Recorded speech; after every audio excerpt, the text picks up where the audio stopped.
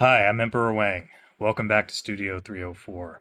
Today we're going to look at a little bit of a gold haul I got the weekend before last. It's this Austrian piece and a 10th ounce gold eagle. We're not really going to look at the gold eagle. We've seen this a lot. I'll tell you what I got it for. I got the gold eagle for $550. That's about as good as I can do in Hawaii for cash.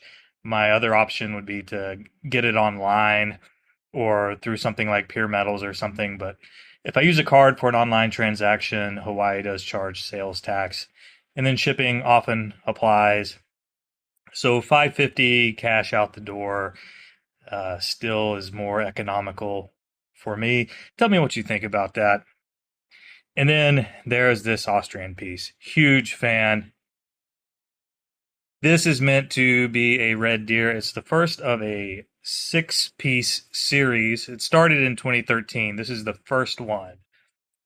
And it is low mintage. Let me check out the card here. Mintage 30,000. Don't see these for sale a lot.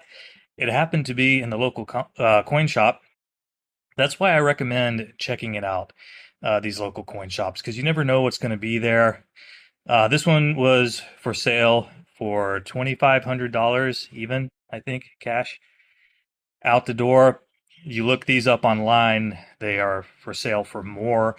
The LCS owner, he definitely knew what he had, but he wanted to move this. I think he didn't really want to hold on to it until he could get that. I think he just wanted to get it out the door. So, pretty good deal on this. So, total for both pieces was 3,050. Again, tell me what you think about that. So, this is from Republic Ostrich. That's how you pronounce that, right? No, that's Austria. Let me see if I can adjust the lighting for glare purposes. That might be better. No, still not quite good enough. Let's try this. Well, that's probably about as good as we're going to get. So the detail on this is amazing. Okay, the mane on the deer, this is a buck deer. And you'll notice these cloud-like embellishments at the bottom. I saw that, and the first thing I thought of was the artwork in a little video game called Legend of Zelda: The Wind Waker.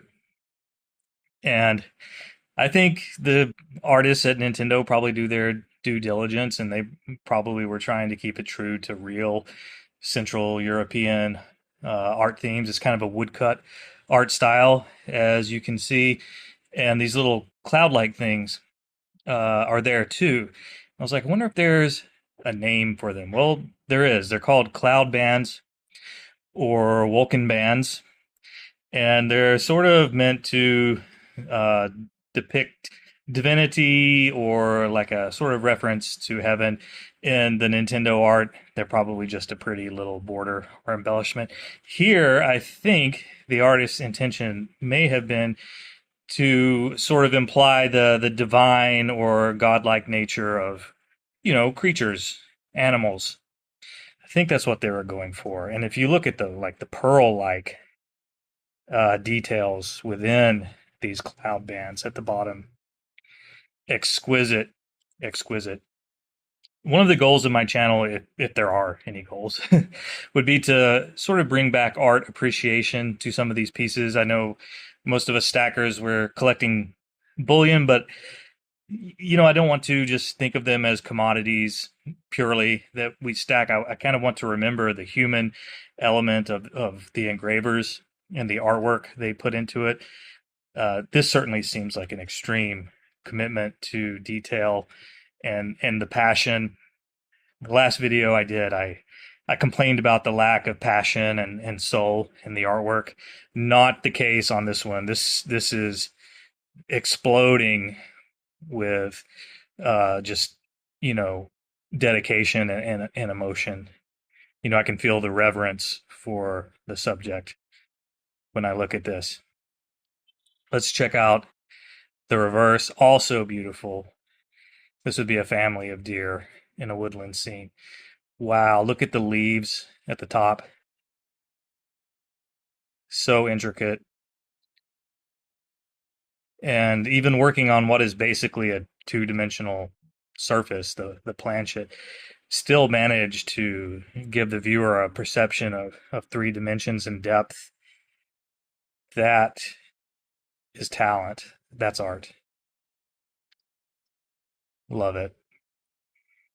Now the male deer, you can see looking at the viewer with perhaps a little bit of caution and perhaps a little bit of pride in his family and his brood there. Same with the mother. Beautiful, beautiful artwork. Great piece. If I ever see another one from this series, or even another one of these exact ones for the same or similar deal, would have to snatch it up. Speaking of gold deals, check out Blue Collar Stacker. Now, back when the gold silver ratio was very high, he threw down the gauntlet and he was like, "Who among ye have the cojones to trade your gold for silver and sit on it until the ratio gets into better whack?" Well, certainly not me. And but he did it. You know, he's like Magellan, or dare I say, Odysseus in our community. He went out and he did the thing. He traded gold for silver. And now that the ratio is much lower, he traded silver back for gold. And you can go check out his videos and see what he got. He really played the deal to his advantage. Now, some people are saying that he is the MVP of the GSR. That's what people are saying. Well, check it out. Coming up on this channel, short term, couple things. I'm probably going to talk about the heinous AI bullshit that's been infesting this community lately, as well as talk about my thoughts on AI in general. It'll mostly be me delivering an anti-futurism manifesto, like Ted Kaczynski or the Pope.